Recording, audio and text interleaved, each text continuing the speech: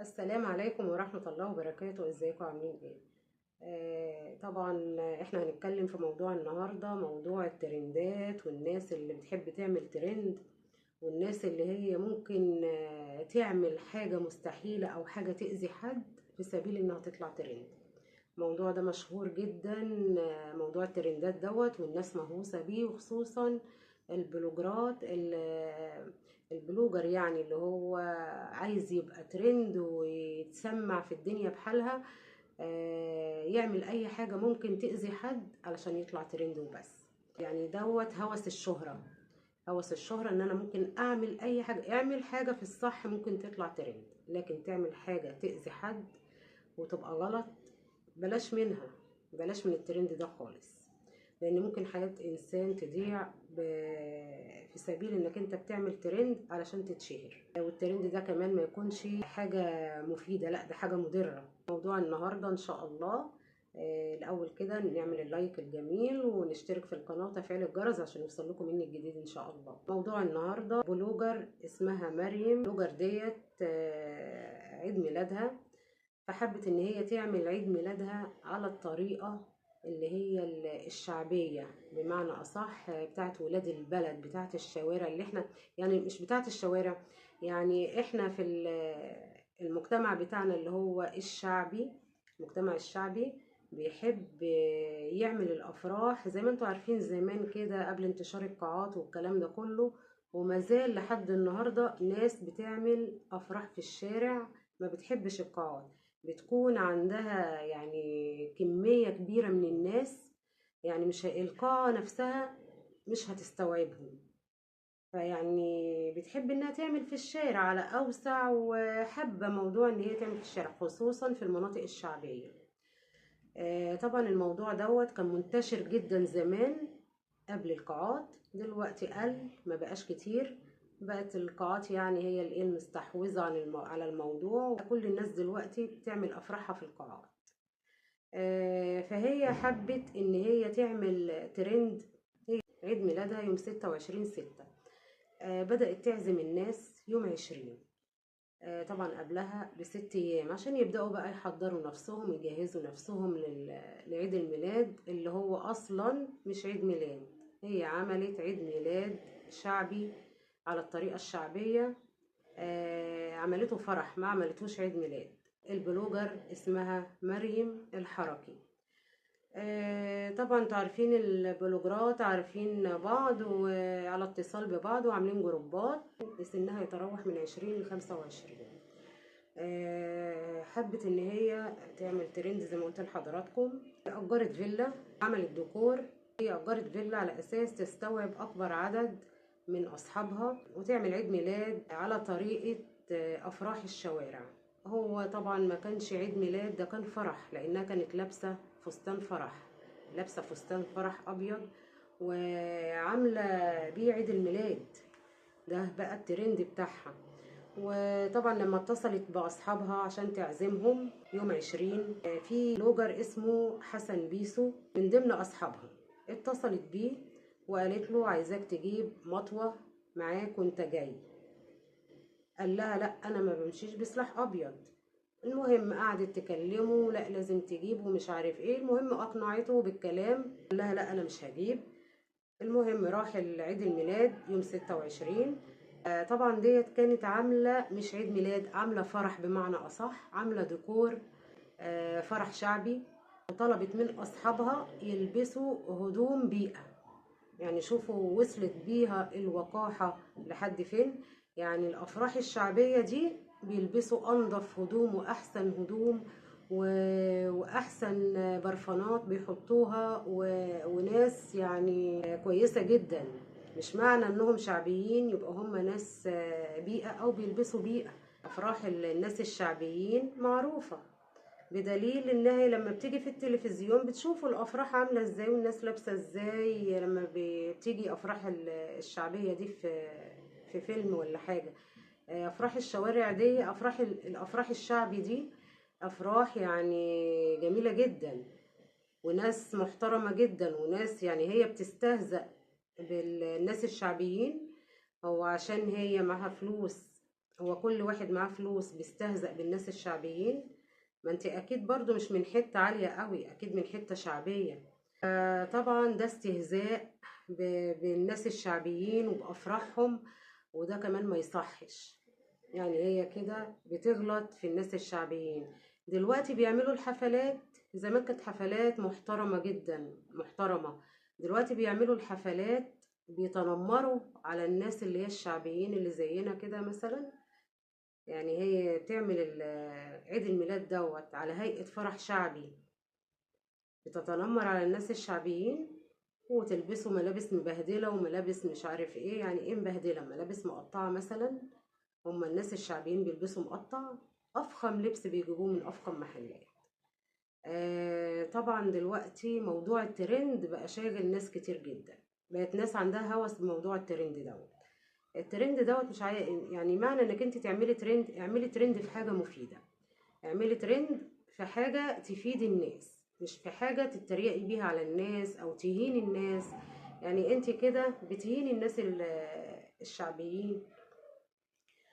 مفروض الترند ده ترند يعني حاجة مفيدة للشعب، حاجة مفيدة للناس، مش حاجة تهين وحاجة يعني تأذي غيرك بيها. المهم عملت الديكور فرح شعبي، ولبسوا طبعا الملابس اللي هي المبهدلة دي، اللي هي البيئة زي ما بتقول وصفتها، اللي هي البيئة. ولبست فستان أبيض وبيصوروا، يعني حاجة مهينة، حاجة مهينة. فطبعا جه حسن بيسو، جه الفرح، قصدي عيد الميلاد. هو اتقال عليه فرح، ما اتقالش عليه عيد ميلاد صراحة. جه عيد الميلاد ولقى وهو واقف لقى 8 من البلطجية داخلين الفرح، 8 من البلطجية داخلين الفرح. فطبعا لقى بقى ايه اللي بيزقه واللي بينكشه، عايز يعمل بقى معاه فيلم علشان يضربوه. الله اعلم ده من ضمن الترند ولا ايه بالظبط، ولا حد زقينه عليه، ما تعرفوش، او هي متفقة مع حد يعمل كده علشان تطلع ترند وتضرب بقى في الدنيا كلها وتعلم. المهم حسن بيسو دوت لقى الناس اللي بينكشوا واللي بيعملوا، ما اتكلمش ولا عمل حاجة، لان دول 8 اتلفوا حواليه كده وحوطوه، اللي معاه سكينة واللي معاه كزلج واللي معاه سنجة. يعني ازاي يعني تدخلي ناس بلطجية في فيلا وعاملة عيد ميلاد وفيها بنات وفيها شباب؟ يعني ازاي؟ واكيد في اسر طبعا ومعاهم اطفال، ازاي المنظر دوت يعني يبقى موجود في المكان ده؟ يعني عشان الترند تأذي غيرك. وفعلا بالفعل حسن بيسو اتأذى. هما بيضربوا فيه، واحد نغزه بالمطوة، واحد تاني مش عارف يعني يعلم في دراعه برضو بالمطوة، واحد ماسك له سنجة ينغز فيه في كتفه. فهو بيحوش عن نفسه، بيحوش عن نفسه وخايف ان المطوة تيجي ناحية قلبه، فبيعمل دراعه كده، راح قاطع له شريان. والجرح كان عميق يعني في دراعه، الجرح كان عميق جدا، وقطع له الشريان. فطبعا لما شافوا المنظر هو ما عملش حاجة، لان طبعا 8 ملفوفين حواليه او ملمومين حواليه، هيعمل معاهم ايه؟ حتى لو هو اقوى رجل في العالم هيعمل مع 8 ايه ملفوفين حواليه كده؟ وبعدين لو هيضرب واحد، ال7 التانيين هيتلموا عليه، لو هيضرب 5 الاتنين التانيين برضو. يعني مش معقولة ان هو هيقدر ان هو يضرب حد. طبعا انه هيقف في حالة ذهول منظر زي ده. وتخيلوه معايا كده لما تلاقي حد، يعني لما تبقى لوحدك وفي نفرين قصادك، برضو منظر يعني يخوف. مش هتقدر، لو قدرت على واحد مش هتقدر على التاني. يقولوا زي ما بيقولوا كده الكترة بتغلب الشجاعة. ودول 8، يعني مش واحد ولا 2 ولا 5، دول 8. وأقول لك يعني حاجة مهولة، أقوياء جدا وحاجة. المهم ضربوه وعوروه، قطعوا الشريان بتاع الايد، والجرح كان عميق جدا. وراحوا المستشفى وعمل محضر طبعا بالواقعة، وفي طبعا فيوسات وفي كلام بينها ما بين حسن بيسو ان هي طلبت منه سلاح ابيض وهو رفض وما خدش السلاح الابيض طبعا، وما سمعش كلامها. وكويس ان هو ما سمعش كلامها. هو لو كان واحد طايش ولا من الشباب اللي هي لو كان واحد طايش ولا من الشباب اللي هي عقلها فاضي كان سمع كلامها وجاب سلاح ابيض بقى وهيعمل بقى فتوة ويروح وكده. فهو طلع عاقل جدا، ولا خد سلاح ولا راح بيه ولا حاجة. هو من الاول قال لها انا ما بشيلش سلاح ابيض، وبالفعل رغم ان هي اتحايلت عليه. الفيوسات اللي هي بعتتها له بتطلب فيها يجيب سلاح، يجيب مطوة والكلام ده، موجودة وفي النيابة وبالصوت. وطبعا هجيبوا خبير أصوات، النيابة هتجيب خبير أصوات علشان يتعرف على الصوت إذا كان صوتها ولا مش صوتها. طبعا المحامية بتاعت حسن بيسو اتهمتها إن هي محرضة، لأن هي فعلا محرضة، لأنها بتحرضه إن هو يشيل سلاح أبيض. اتهمتها، وهيشوفوا طبعا الموضوع هيوصل لحد فين. وهو راح المستشفى والجرح اتلم وكل حاجة، بس طبعا ربنا يستر وهنشوف الموضوع ده هيوصل لحد فين. لسه طبعا الواقعة حاصلة، مش عارفين ايه اللي حصل فيها بالظبط، فربنا يستر. وعايزين نقول لشبابنا والبناتنا يعني يركزوا شوية ويعقلوا ويبطلوا هوس الترند وهوس الحاجات دي، لانها بتودي في الاخر في داهية. ومش هما اللي بيروحوا في داهية لوحدهم، ده الاهل كمان اللي بيروحوا معاهم، الاهل بيروحوا قبل منهم.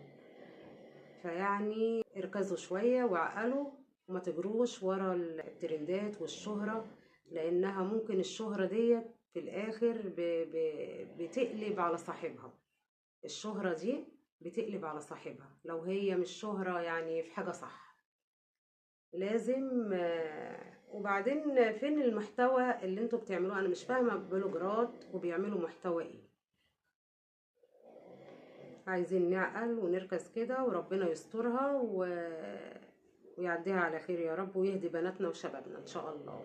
ما تنسوش اللايك والاشتراك في القناة وتفعيل الجرس عشان يوصلكوا الجديد مني. والسلام عليكم ورحمة الله وبركاته.